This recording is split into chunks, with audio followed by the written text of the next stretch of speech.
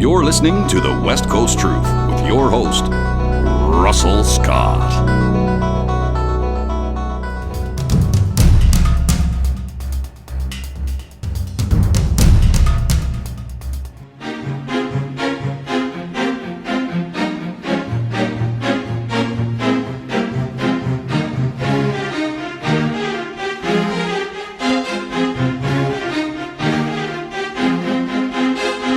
On tonight's program, human origins researcher, Klaus Dona.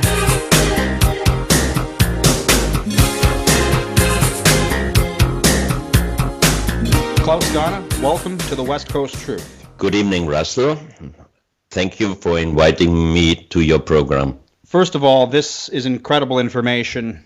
I predict that this very well may be my best show ever. No pressure, Klaus. Don't give me pressure. Just have a sip of tea, calm down. You'll do great. So, for the audience who doesn't know, who is Klaus Dona? I'm 63 years old, and in the past I did several jobs. I was, for example, from 1982 until 1987, marketing manager Southeast Asia for the Vienna Tourist Board. And later on, I started doing cultural exhibitions. I did about 30 big cultural exhibitions from Austria in Japan and also one in Korea. And on the long trips in the airplane and the sleepless nights through the jet lag in the hotels, I wrote many books from famous authors concerning so-called OOPArts, out-of-place artifacts or strange buildings, mysterious civilizations and so on. And I was a big skeptic, and I didn't believe that all these things are real. And I had the idea, together with a friend of mine, Reinhard Habeck. We started 1997 the project Unsolved Mysteries, trying to make an exhibition in Vienna, and we tried to show some of these strange artifacts. And we started, and a friend of us, a museum director, we researched, first of all, only artifacts which are in museums, and we found a list of approximately 350 pieces. And a friend of mine, the museum director, wrote to his colleagues all around the world if they would lend us these artifacts for our exhibition. And after 1.5 years, we got the result. Out of all requests, one yes, and all the other museums, they refused. They had some excuses, they need the pieces, or they are not in a good condition, so they cannot lend us. So it was just 1.5 years before the planned schedule of the exhibition, and that was the turning point. We started to research by ourselves through telephone, through many trips to South America, Central America, North America, and in Europe. And finally, in June 21st, 2001, we could present in Vienna in the exhibition Unsolved Mysteries 470 artifacts. And that was the beginning. And before, we had some tests on some of the pieces, and not one was found as a fraud or as new made. So slowly I changed from skeptica to more and more interested, and since the last 11 years I was traveling a lot around the world, and I found many more of these really unexplainable artifacts. So how old are some of these artifacts? Some of the DNA testings have been done. I imagine with most of them there's a massive bureaucratic process. Yeah, it's very difficult. First of all, if you have to pay all the research and even the tests by yourself, you cannot do whatever you want because it costs a lot of money. And we did some tests in Vienna, for example, on some of the pieces from Colombia. And the final result, first we did the material check, and then we asked the top expert worldwide on stone and precious stone work to check us those pieces, and his answer was, I wouldn't believe it if I wouldn't have attended the test, the material test. So I know what kind of material it is, and the only thing I can tell you is we are not able to do the same pieces with our high-tech today. But as you know, Stone Age dating is impossible, so we don't know how old these pieces are. But the oldest known pre-Columbian culture is the Valdivia culture, and this goes back about 6,000 years. So these pieces should be older than 6,000 years, but nobody knows who made these artifacts. So carbon dating won't tell you anything? Carbon dating, oh yeah, if it's organic material or ceramic or something like that, you get an age, of course. But still the C14 method, sometimes it is not perfect, because it also depends if the piece was too long under sunshine, the C14 test will not be exactly. So what is the process when someone finds an artifact? Yeah, that's another of the big problems. For example, if it's an archaeological finding, then you have all the written reports and everything, and then it will be accepted. But many or nearly all of the most strange artifacts, they were found by private persons. So that means if you have not an archaeological report on some of the pieces, it is very hard to get the acceptance from the science. Is it your opinion that there is a suppression of knowledge in this field? It's how to say. There are many examples. If scientists are checking some of those strange artifacts and they find out some really strange results, they face real problems in their universities or in their communities. For example, there is one great biophysicist in Hawaii, William Brown. He started a real sensational research on the DNA, and he did some reports, and he attended a conference in South Africa, and he did some radio interviews, and after that he was asked by the university to leave the university. So you can imagine that scientists are scared to lose their job or getting problem if they give out some very unbelievable but real fact on some of those pieces. So there's an accepted worldview as, the official storyline, as it were. And if it doesn't fit into this storyline, it's very difficult to get in. That's right. So what is the official story then? The official story is the story you learn at school. That the oldest civilizations are approximately 6,000 years. And before, nobody knows really what happened. And there is the so-called mythology about Atlantis, about the sunken continent Mu, about giants in history. All these things are not approved until now. So, and there are many pieces, if they really would be accepted as official archaeological findings, real findings, the science would get a missing link, in my opinion, at least more than 100 million years. Are you suggesting then that people have been here for 100 million years? Homo sapiens? Nobody knows if it was Homo sapiens, but there are footprints in stone. For example, in Bolivia was one found. Age dated by the geologists of this stone formation is about 50 million years.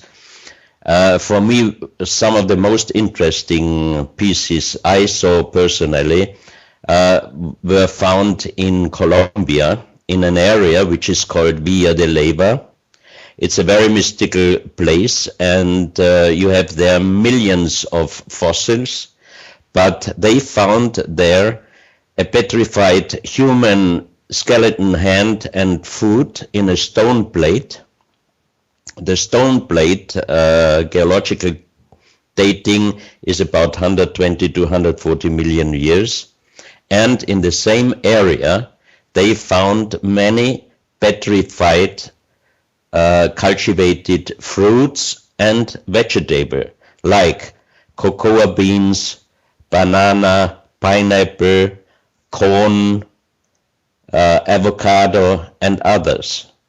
Definitely approved petrified cultivated fruits and vegetables.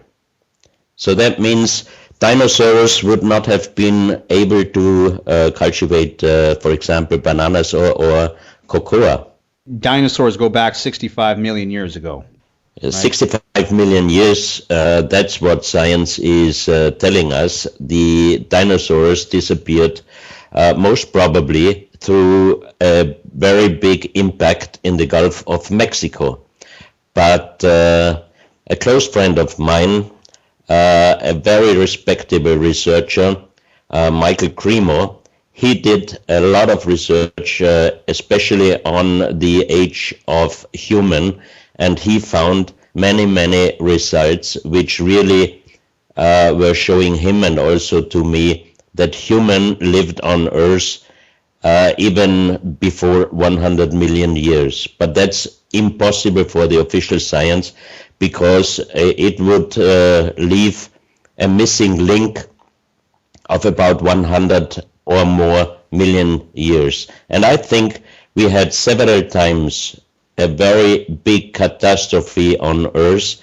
If we talk about catastrophe, for me, the 21st of December 2012 is not the end of the Earth, definitely not, because we are planning already trips in 2013 and 14, and I'm not scared about that.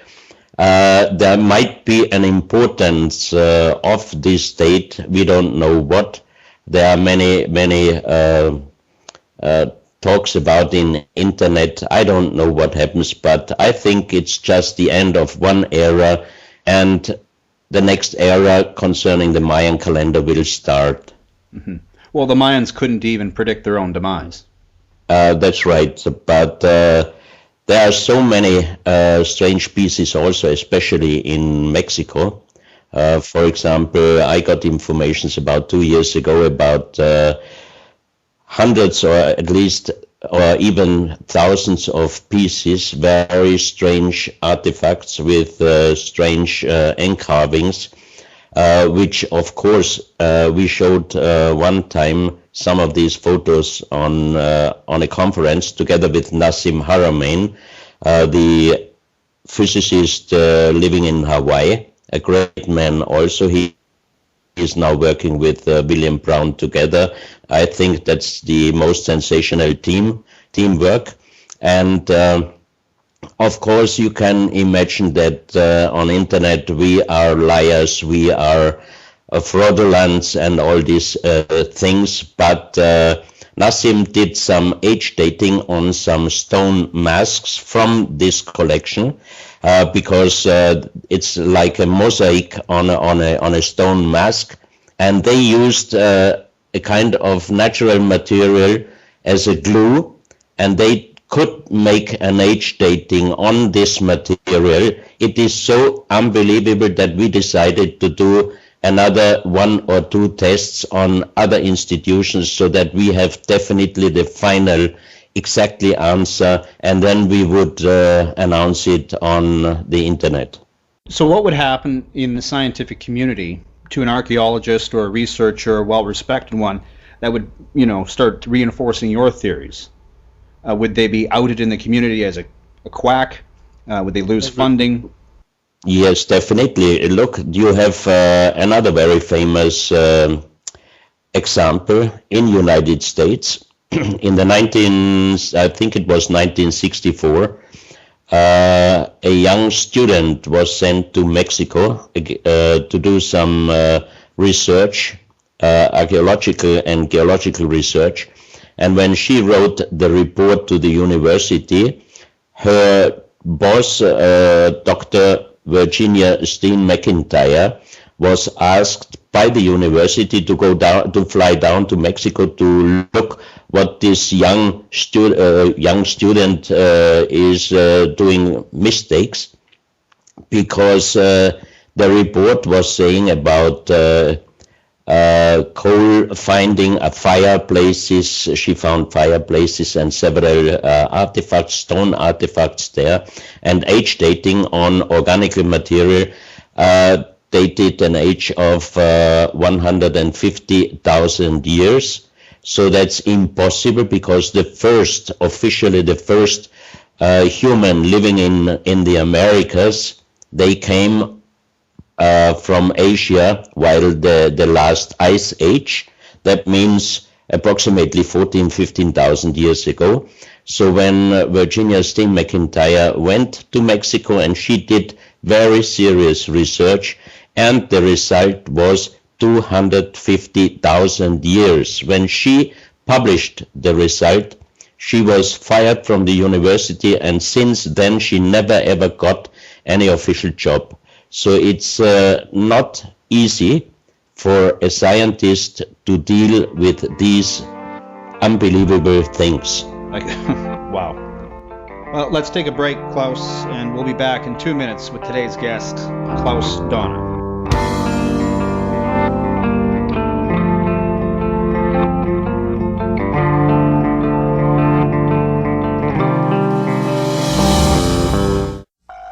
Smart meter hacking. Have you heard about it? Probably not. Fact. Older analog meters required a BC Hydro employee to come out to your house and physically cut off your power. Fact. With smart meters, that task is now just a keystroke away. Fact. Computer hackers have had the ability to hack into the new smart meters like the ones BC Hydro is installing in your home since 2009. Funny how you hear very little about it. Get informed.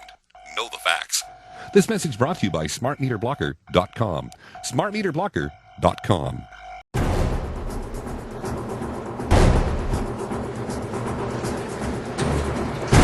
With nothing but his computer, an identity thief is able to use your information to open a bank account in order to make your money his money. You need LifeLock, the only identity theft protection company that now monitors bank accounts for takeover fraud. LifeLock, relentlessly protecting your identity. Call 1-800-LifeLock or go to lifelock.com today. This is Jacques Fresco. Have you heard about the Venus Project? Check it out on thevenusproject.com. We cover many things with videos and books. One of the books is called The Best That Money Can't Buy. It'll give you an overview of the Venus Project and its architectural proposals to help solve the problems toward sustainability. Many of the problems that confront society today, war, poverty, hunger, are dealt with as you investigate the Venus Project. You'll find many different solutions.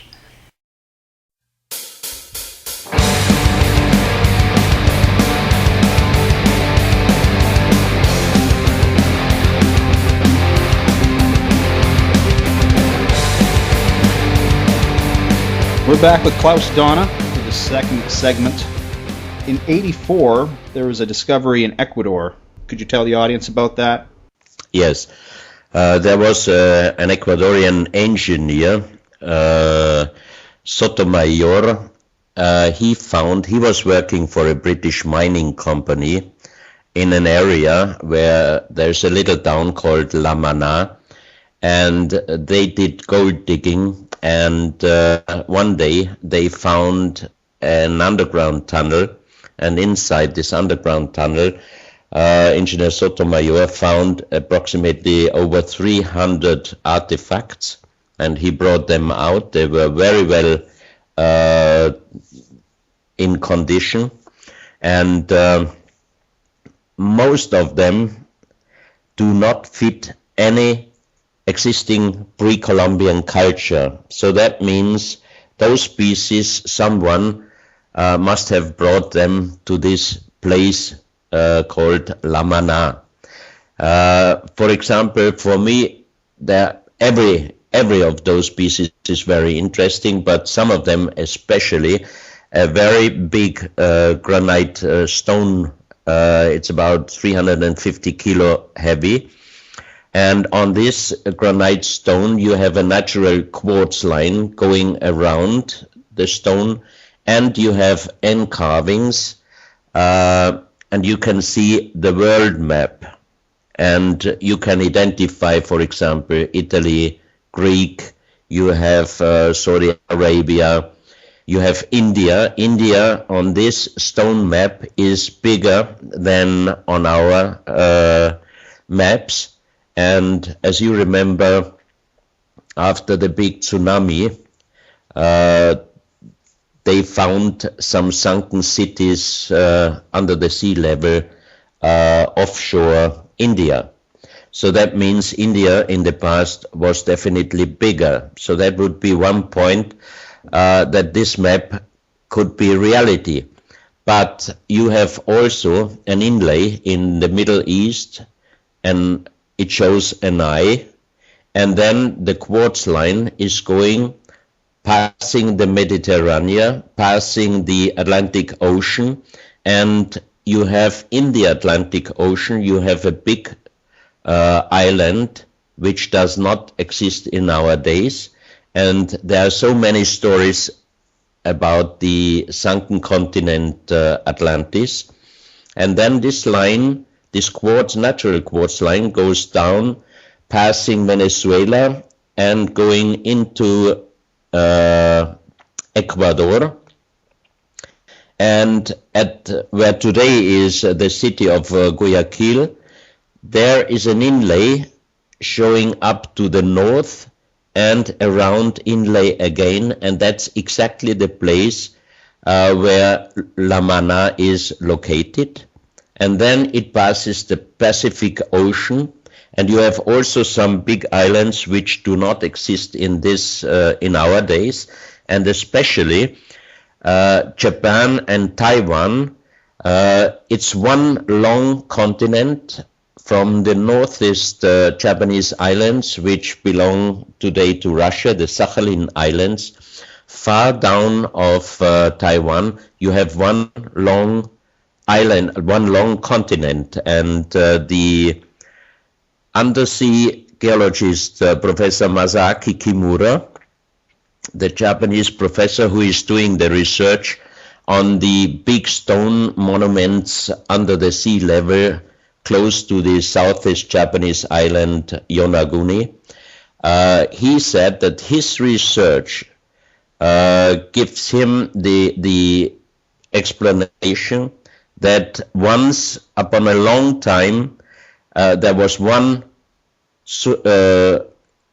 continent from the northeast Japanese island until far down of Taiwan.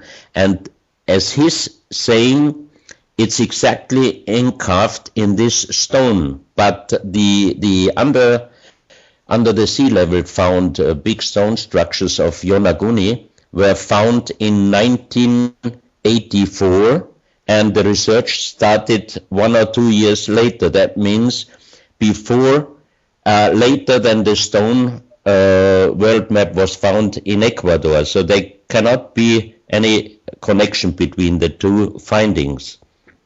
So for me, that means that this stone map, if it shows Japan, like Japan and Taiwan as one continent, and also one continent in the Atlantic Ocean, the legend or the stories about the sunken continent Atlantis and sunken continent Mu, for me there is a big reality behind these stories. I think so.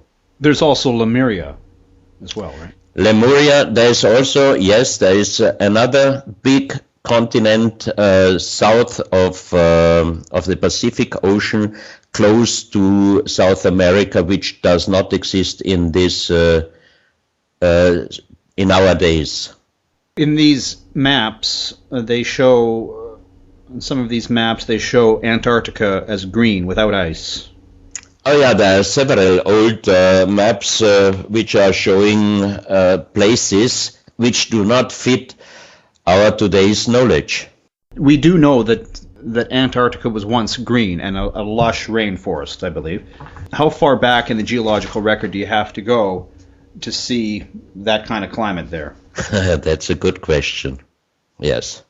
So that's for me another point why I think that there were several times in the past big catastrophes on Earth, which changed the climate and brought many problems. And maybe we had, and that's another story, because I think once upon a time, long time ago, there was one global civilization, or at least a global connection, because we found stones with the same unknown writings in Colombia, Ecuador, Illinois, United States, Clausel, France, Malta, the Mediterranean island, Calabria in Italy, Turkmenistan, and even in Australia.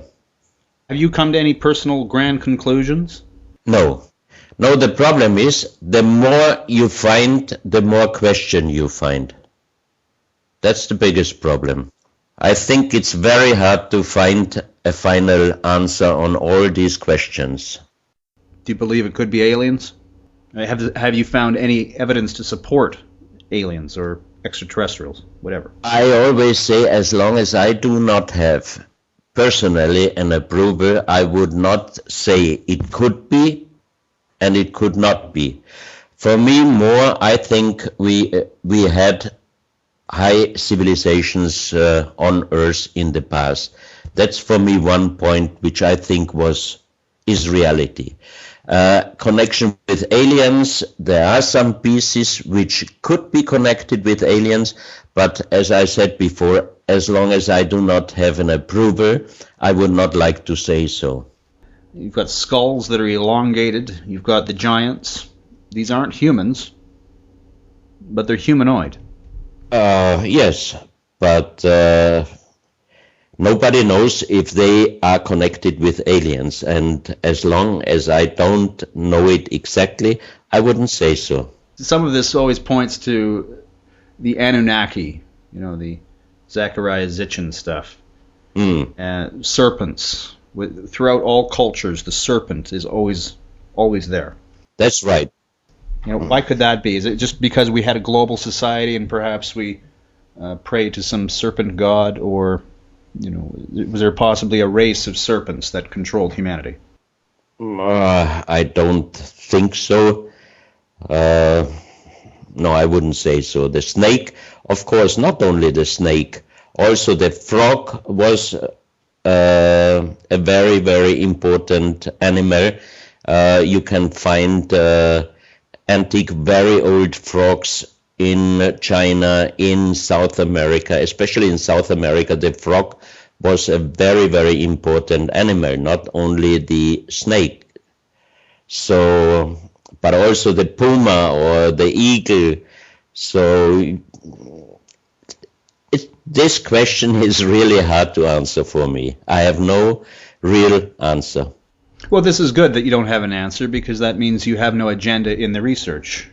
There are some pieces which I told you before. We found, I got many photos and also some pieces for research from Mexico. And they are showing flying objects. They are showing, I would say, very strange human with very big eyes. They show some wormholes. They show some sun eruptions. So that could be a connection with extraterrestrials, but there is no guarantee. It could have been also that humans were already so far with their technology that they could fly into the to another star or to other planetariums. But if they were so advanced, why are they engraving on rocks? Yeah, for me, maybe they knew that rock is the only material which does not change the surface. Because if they put something on a videotape or on a DVD or on any other material, definitely after a few thousand years, nothing would exist anymore. The medical instruments you found, they're extremely advanced. I think obsidian is one of the major ones. No, it's not obsidian. It's it's Luddite. Yes. This stone is very hard, but the structure is like leaves. That means you cannot make, and that's what I told you before, that the number one expert on stone and precious stone work, Dr. Distelberger, he was the director of the treasure room of the most famous museum in Austria. Unfortunately, he passed away last year, and he was a good friend of mine. Through the cultural exhibitions, we went 3 times together to Japan, and he accepted to do me the tests on these artifacts from Colombia. But we brought first the pieces to the Natural Historical Museum, to the Mineralogical Department, and they did a very serious and exactly material check, and it was Luddite, definitely. And that's why he said, if I would have not attended the test, I wouldn't believe that this is Luddite. We say Luddite in German language.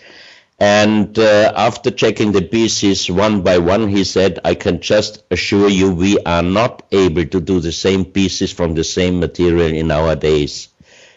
So who made it? So now you could say, if I would like to make a big story, I would say they must be from aliens because we are not able to do them. But as I said before, we do not know how far advanced civilization in the past on Earth was already. Yeah, it's a very real stretch of imagination just to assume that because you don't know, it must be aliens. Yes, that's what I don't like to say, just because we have no explanation must be alien. No, there is no approval for me. For me, there is no approval. I always appeal to Carl Sagan. He said extraordinary claims require extraordinary evidence. Yes, of course, because otherwise it's even getting more and more difficult to get good scientists doing some check on these species. Because they would face big problems in their university, of course. And then it all comes back to money. They're going to lose their funding, and they won't be able to do any research. Of course, and there are many examples what happened to good scientists. What do you mean, the Jimmy Hoffa treatment? Or I never would like to fight against the science. Never ever, because they are doing a very good and great job. And it's understandable that it's difficult for them to handle those strange pieces. It's very difficult because everybody would expect an answer from them. But as we had the example with those medical instruments from Colombia, there is no answer. The only answer is we cannot make it from the same material today. But you have no answer. How old is it? Who made it? How did they make it? There's no answer. But we have, institutions. I think of Zawi Hawass, the ex-curator of, it was always the same story. And if it ever deviated, they wouldn't accept it. That's right. So you have institutions, set up organizations with a period of history that they accept, and that's the story. That's right, yeah. Let's take a break, Klaus. I want to talk about the Illuminati connection to some of these findings. Illuminati is not my territory. Don't worry, we'll make it work. We'll be back with Klaus Dona. Stains on the plate. It's a party of riptide. You've been warned that the season needs the day. It's been eating your insides. Welcome to Earth Calling, SOS with your host, Earth Doctor, Reese Alter. Baboons don't read nor speak English or any other human language. But these critters are a lot smarter than most scientists thought. Baboons are able to recognize writing on a computer screen, identify correctly most of the time which combinations of letters are words like done or vast and which are not, like telk or vert. The fact that baboons can distinguish one word from another is giving scientists insight into how people might read. Do we recognize words because of speech? Or does our brain circuitry support other functions, like a visual one? This is encouraging news for people with reading difficulties. Who would have thought that primates could show educators that dyslexia was more of a visual processing disorder rather than a problem matching sounds and letters? Brilliant! I'm Earth Dr. Reese Halter, and I hear Earth calling SOS. Respond and protect our planet. So you got me with your questions. Ooh, the most serious, difficult interview, I would say. We're back with Klaus Dona.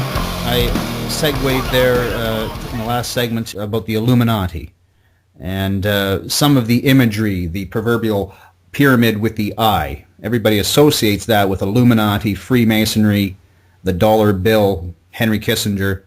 And now you've you've researched many of these pieces. There's one in particular that I found unbelievable. It's a pyramid carved into rock. Well, go ahead.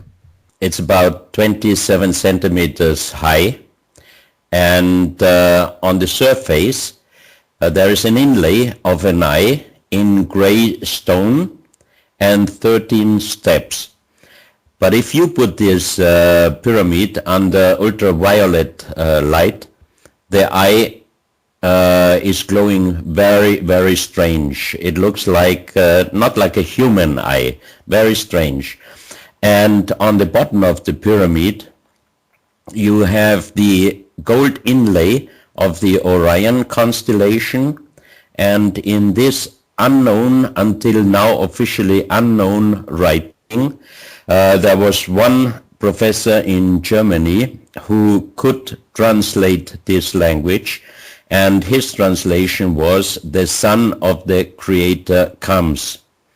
So this pyramid was found also together with the Stone World map and the other more than 300 pieces in La Mana in Ecuador. And when I found this private collection, I was very happy, of course, when I saw all these pieces, and then the owner was putting them into a room, and he closed the curtain and the light, and he brought ultraviolet light inside the room. The eye of the pyramid was glowing very strong, and also many other inlays of other artifacts. And I was so happy about these pieces, and I asked the owner if I can take some of them to my exhibition in Vienna 2001. It was in the year 2000 when I saw first time these artifacts. So the owner told me he would like to lend me some pieces, but he must ask the chief of the local indigenous people, because for them these artifacts had a spiritual importance.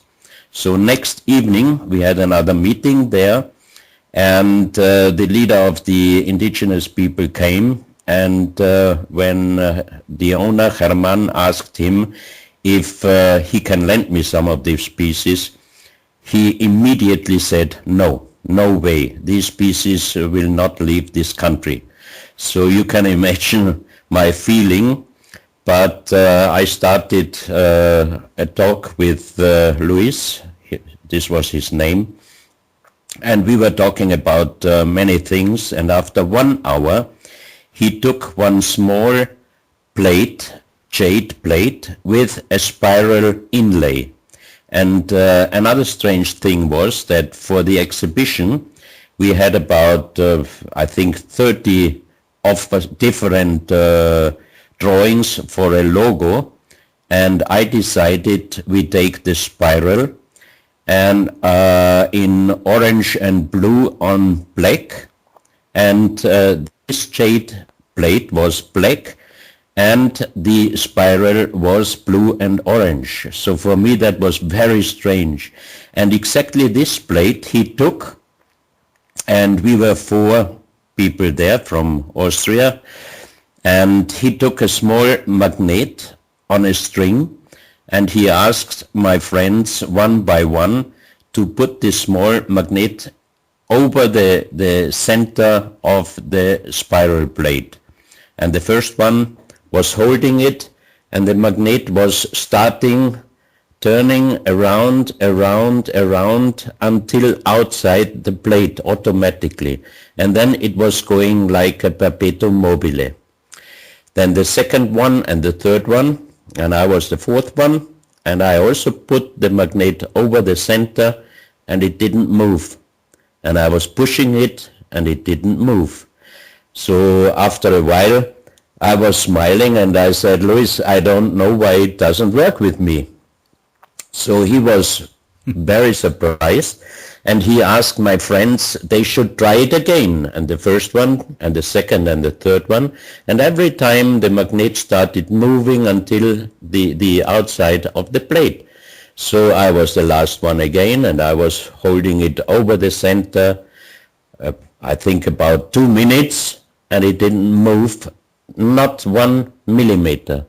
So after a while, I put it away and I said, Louis, I don't know why it doesn't work with me.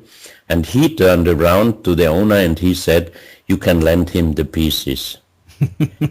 So for me, it was a great happiness, of course, but until now, until today, I have no answer or idea why on 3 people it worked and with me not, and that was the reason why finally I could take the pieces to the exhibition to Vienna.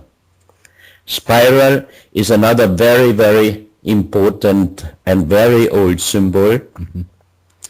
So for me, the pyramid with the eye existed as a symbol long time before there was any existence of Illuminati, Freemasons or anything else.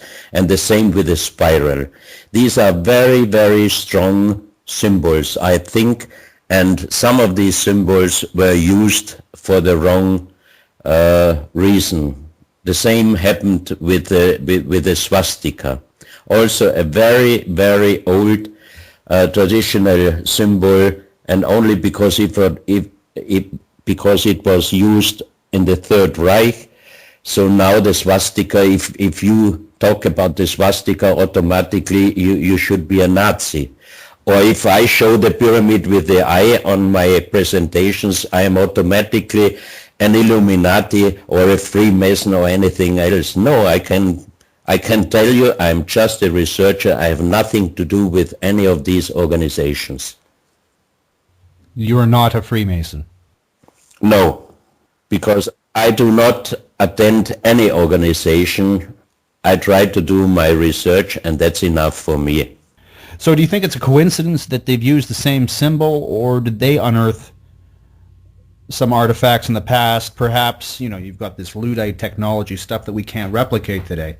So it's quite possible that the control structure has already unearthed many of these artifacts, used the technology, suppressed the information, and adopted the logo, the Illuminati symbol, as we've seen in this one piece. Could be.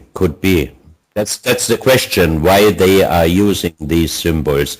I think these symbols, they have a kind of power or something like that. So maybe that's the reason why they use it.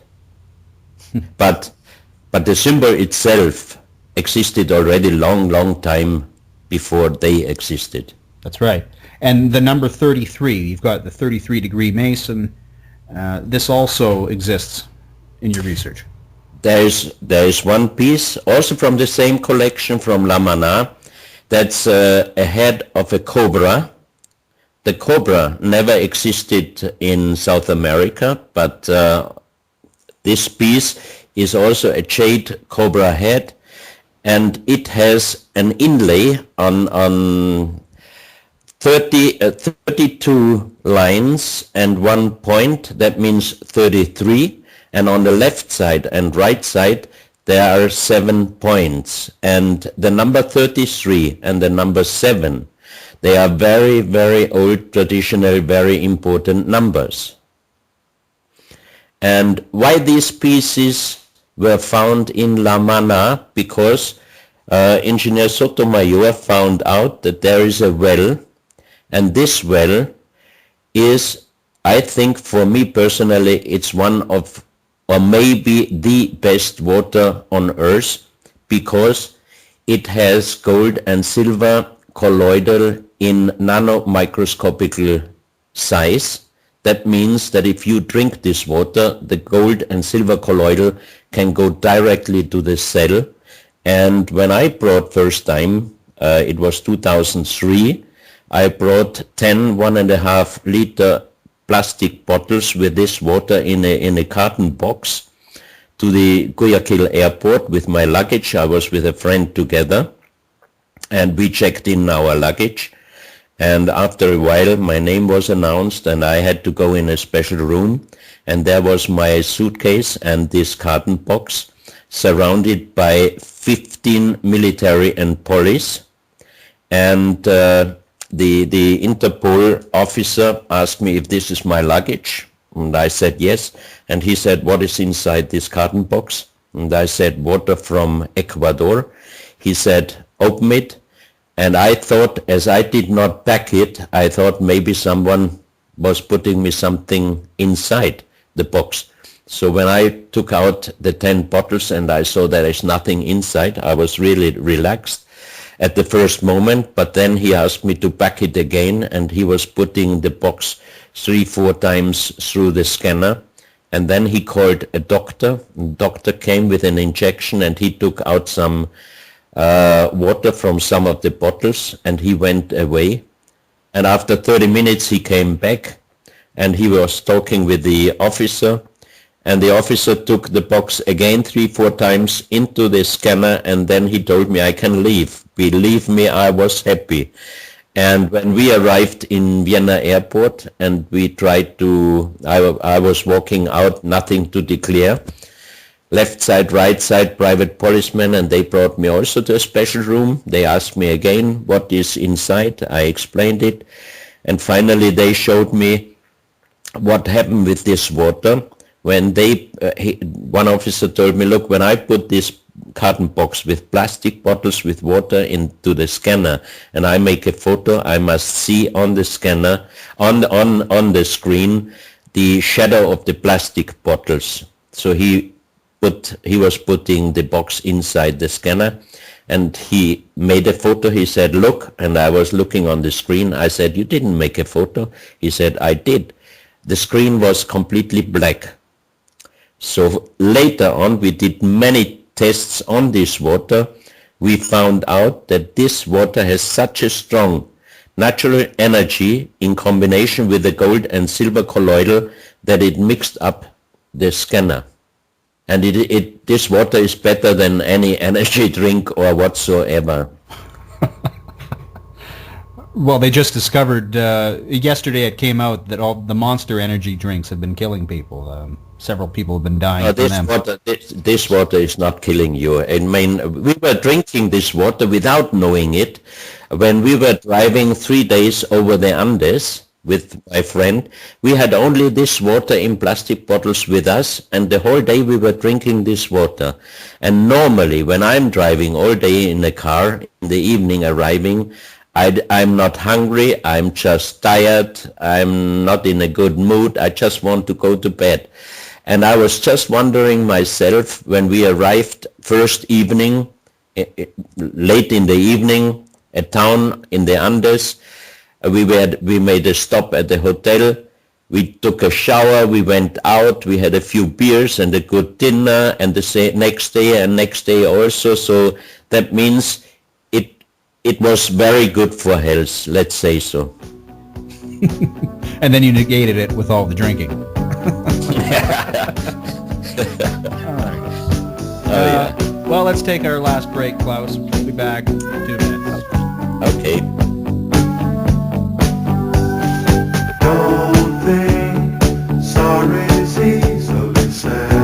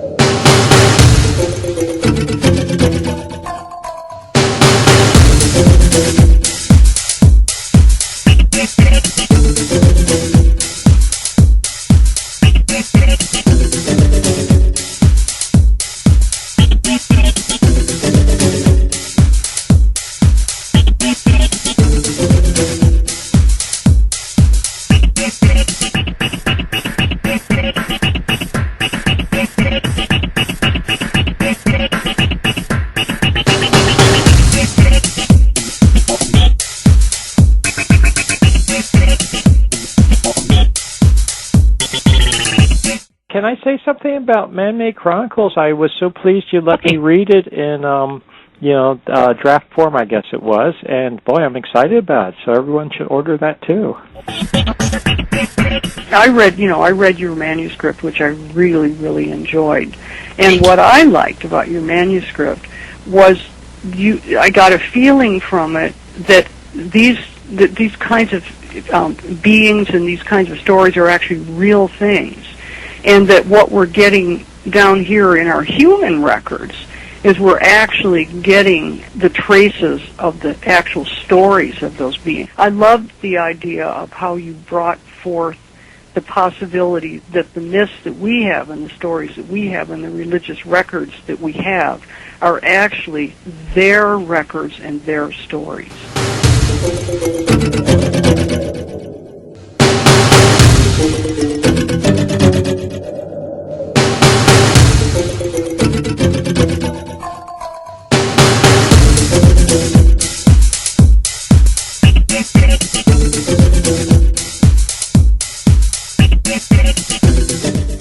Take it back, do, take it back, yeah, take it back, do, take it back.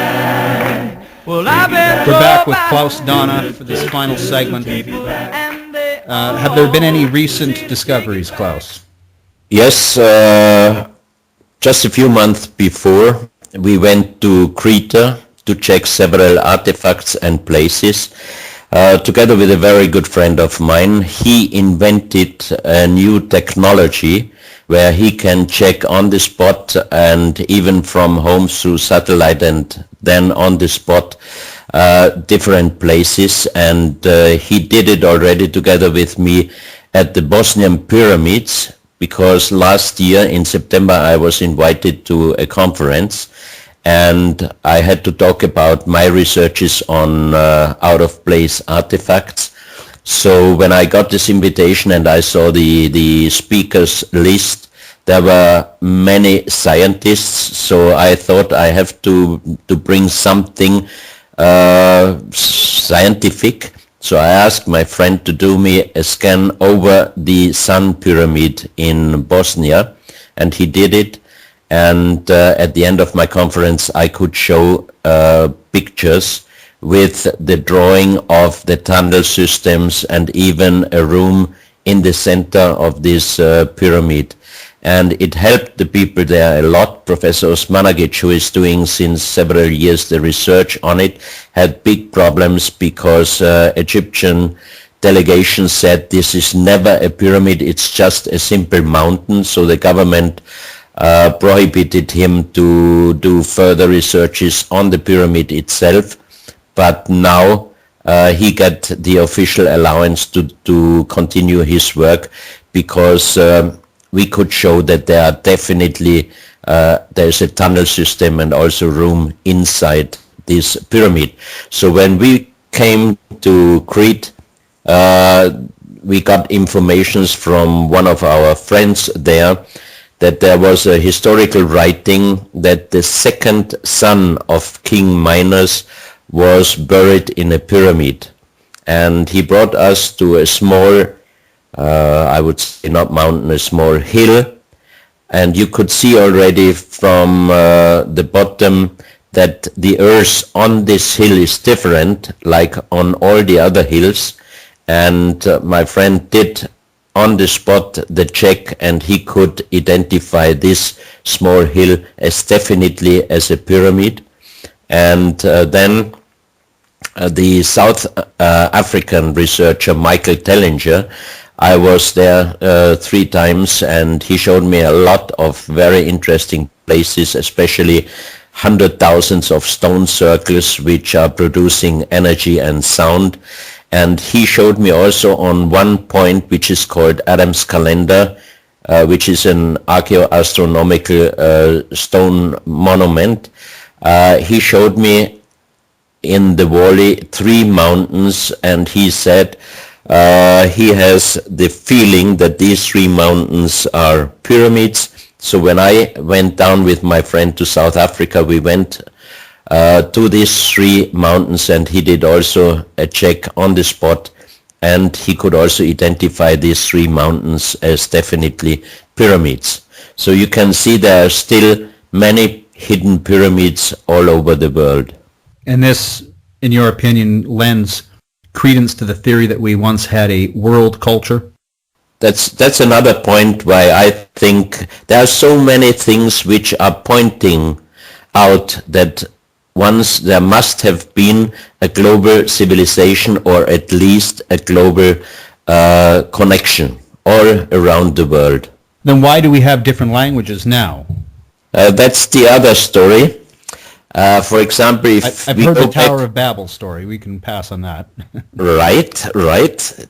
I mean, in the Bible it says once all people spoke the same language until the building of the Tower of Babel.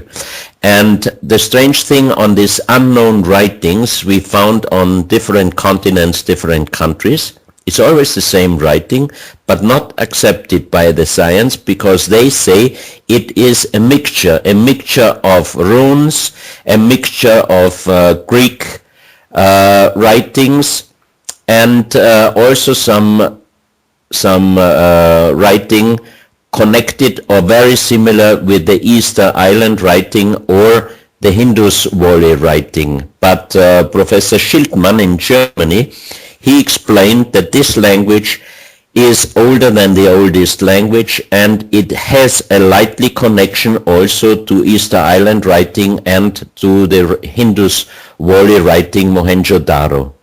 So that means it's a mixture, but I think, or it's just an idea, can it be that this was the original writing, and out of this writing, as if we say there was one language and then it was mixed up in several languages, could it be that there was one writing and then part of this one, like the runes, were used on this side of the earth and the other part was used in another part?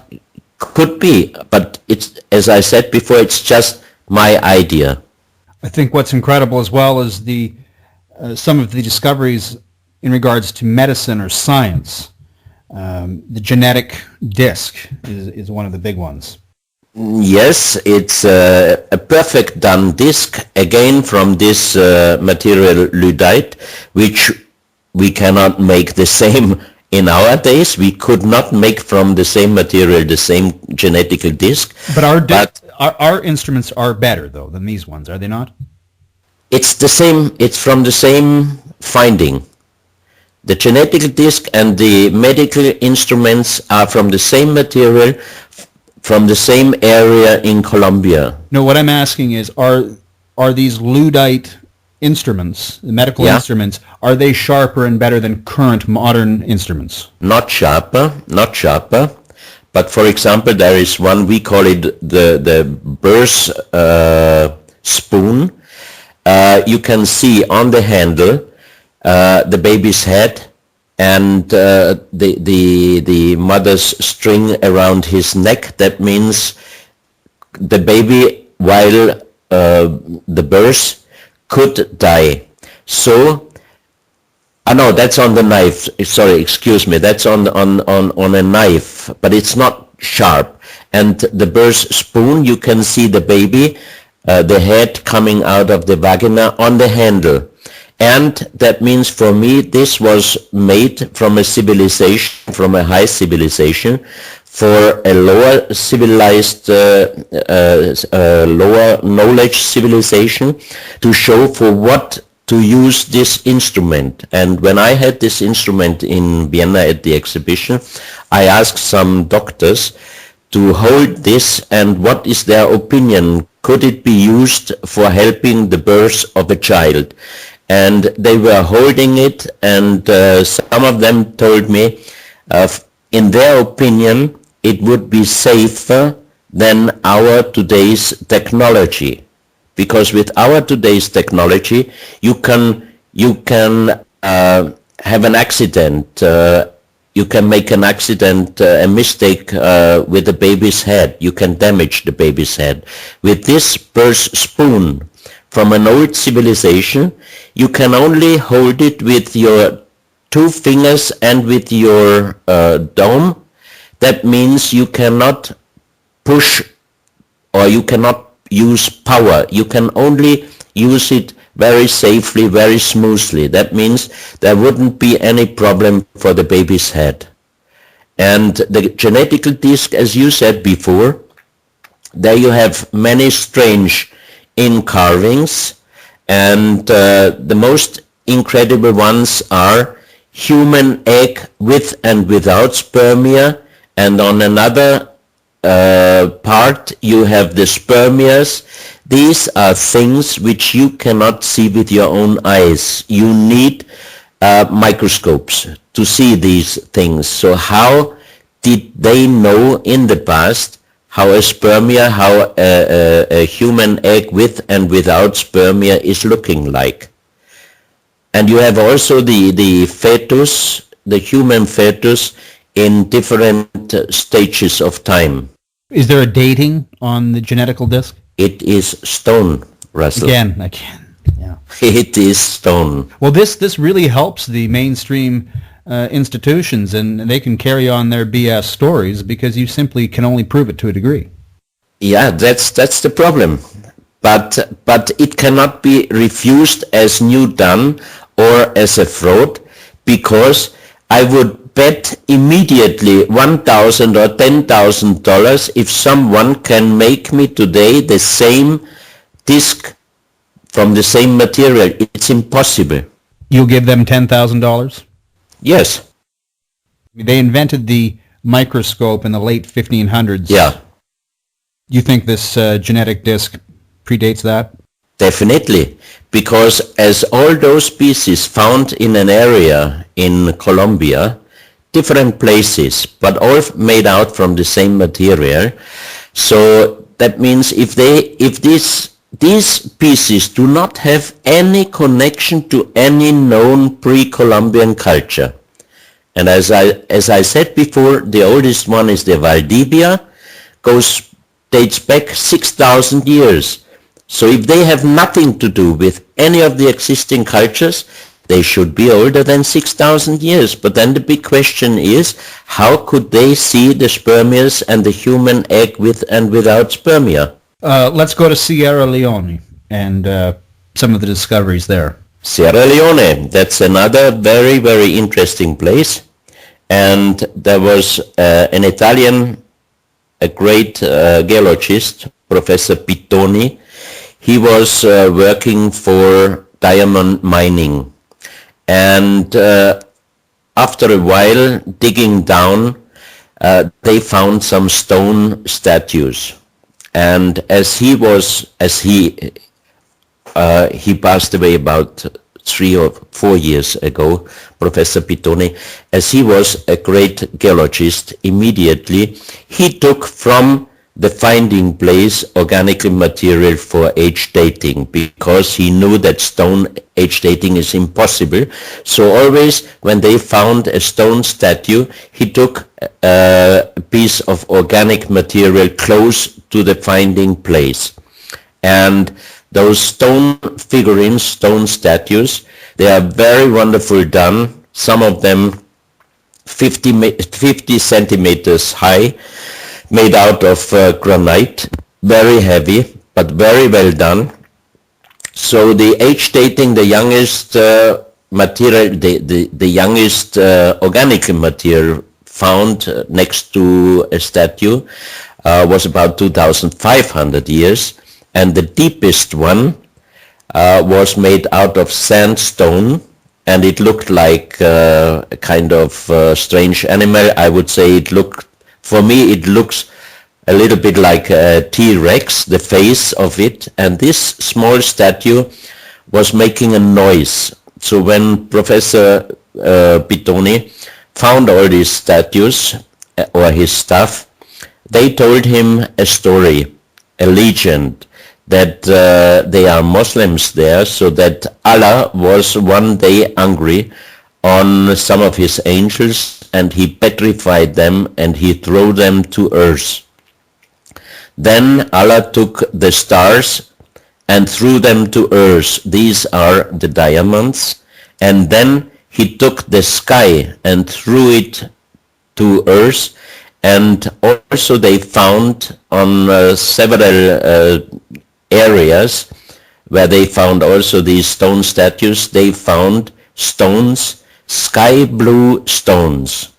And they called these stones sky stones. So I brought some of them to the exhibition to Vienna, and we did a material check also in the Natural Historical Museum, and the result was this was artificial made stone, and they could identify all the material except the color, this very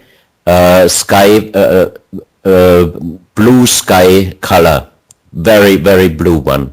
So then he checked the little one, the little statue, which was age dating concerning the organic material next to the statue, and it was in the deepest point, 17,000 years. And this statue made a strange noise.